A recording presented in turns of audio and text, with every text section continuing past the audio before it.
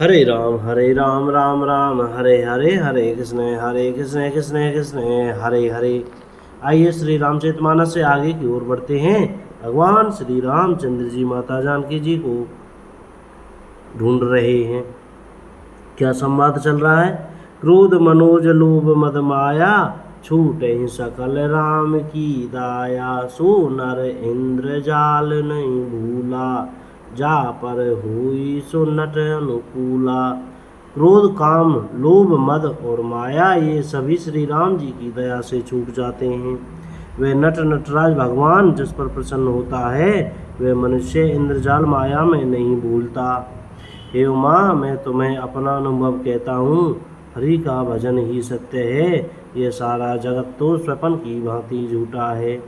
फिर प्रभु श्री राम जी पंपा नामक सुंदर और गहरे सरोवर के तीर पर गए। उसका जल संतों के हृदय जैसा निर्मल है। मन को हरने वाले सुंदर 4 घाट बंधे हुए हैं। भांति भांति के पशु जहाँ तहाँ जल पी रहे हैं। मानो उदार दानी पुरुषों के घर याचकों की भीड़ लगी हो। घनी पुरीनों कमल के पत्तों की आड़ में जल का जल्दी पता नहीं मिलता। जैसे माया से ढके रहने के कारण निर्गुण ब्रह्मा नहीं दिखता।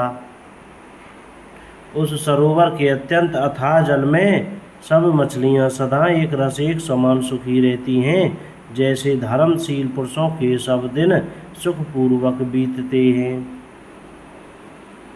उसमें रंग बिरंगे कमल खिले हुए हैं। बहुत से भौरे मधुर स्वर से गुंजार कर रहे हैं।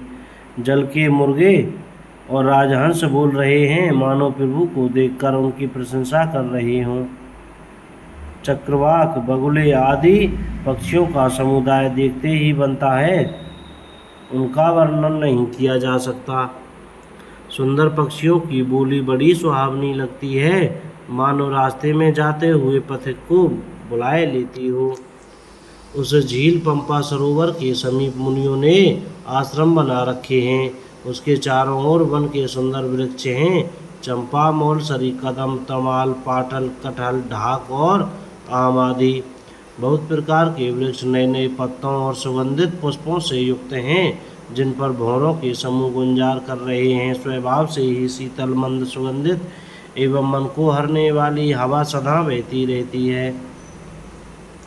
कोयलें कू कू का शब्द कर रही हैं। उनकी रसीली बोली सुनकर मुनियों का भी ध्यान टूट जाता है।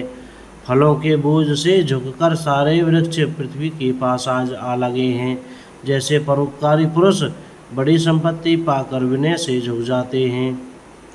श्री राम जी ने अत्यंत सुंदर तालाब देखकर स्नान किया और परम सुख पाया।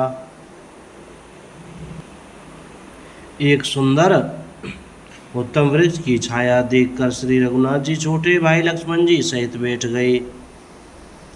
फिर वहाँ सब देवता और मुनि आए और स्तुति करके अपने अपने धाम को चले गए। कृपालु श्री राम जी परम प्रसन्न बैठे हुए छोटे भाई लक्ष्मण जी से रसीली कथाएं कह रहे हैं। भगवान की विरहयुक्त देखकर नारद जी के मन में विशेष रूप से सोच हुआ। उन्होंने विचार किया कि मेरे ही शाप को स्वीकार करके श्री राम जी नाना प्रकार के दुखों का भार सह रहे हैं, दुख उठा रहे हैं। ऐसे भक्तवत्सल प्रभु को जाकर देखूं, फिर ऐसा अवसर न बन आवेगा। यह विचार कर नारद जी हाथ में वीणा लिए हुए वहाँ गए, जहाँ प्रभु सुखपूर्वक बैठे हुए थे। वे कोमल वाणी से प्रेम के साथ बहुत प्रकार से बखान कर रामचरित का गान करते हुए चले आ रहे थे। दंडवत करते देखकर श्री रामचंद्र जी ने नारद जी को उठा लिया और बहुत देर तक हृदय से लगाए रखा। फिर स्वागत कुशल पूछकर पास बैठा लिया। लक्ष्मण जी ने आदर के साथ उनके चरण धोए, बहुत प्रकार से विनती करके और प्रभु को मन में प्रसन्न जानकर तब नारद जी कमल के समान हाथों को जोड़कर वचन बोले। हे स्वभाव से ही उदार श्री रघुनाथ जी, सुनिए। आप सुंदर आगम और सुगम वर के देने वाले हैं। स्वामी, मैं एक वर मांगता हूँ। वह मुझे दीजिए। यद्यपि आप अंतर्यामी होने के नाते सब जानते ही हैं। श्री राम जी ने कहा, हे मुनि, तुम मेरा स्वभाव जानते ही हो। क्या मैं अपने भक्तों से कभी कुछ छिपाव करता हूँ? मुझे ऐसी कौन सी वस्तु प्रिय लगती है जिसे हे मुनि श्रेष्ठ तुम नहीं मांग सकते? मुझे भक्त के लिए कुछ भी अदेय नहीं है, ऐसा विश्वास भूल कर भी मत छोड़ो। तब नारद जी हर्षित होकर बोले, मैं ऐसा वर मांगता हूँ, यह धृष्टता करता हूँ। यद्यपि प्रभु के अनेकों नाम हैं और वेद कहते हैं कि वे सब एक से एक बढ़कर हैं, तो भी हे नाथ, राम नाम सब नामों से बढ़कर हो और पाप रूपी पक्षियों के समूह के लिए यह वधिक के समान हो। आपकी भक्ति पूर्णिमा की रात्रि है, उसमें राम नाम यही पूर्ण चंद्रमा होकर और अन्य सब नाम तारागण होकर भक्तों के हृदय रूपी निर्मल आकाश में निवास करें। कृपा सागर श्री रघुनाथ जी ने मुनि से एवं अस्तु ऐसा ही हो कहा। तब नारद जी ने मन में अत्यंत हर्षित होकर प्रभु के चरणों में मस्तक नवाया।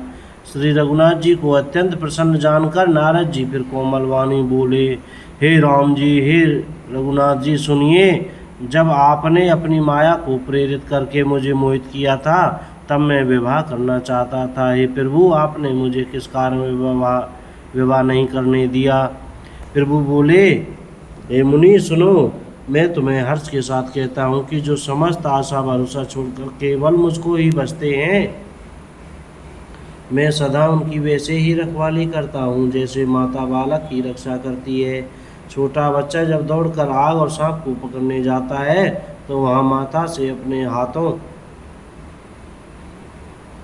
अलग करके बचा लेती है। सयाना हो जाने पर उस पुत्र पर माता प्रेम तो करती है, परंतु पिछली बात नहीं रहती, अर्थात मात्र परायण शिशु की तरह फिर उसको बचाने की चिंता नहीं करती, क्योंकि वह माता पर निर्भर लेकर अपनी रक्षा आप करने लगता है।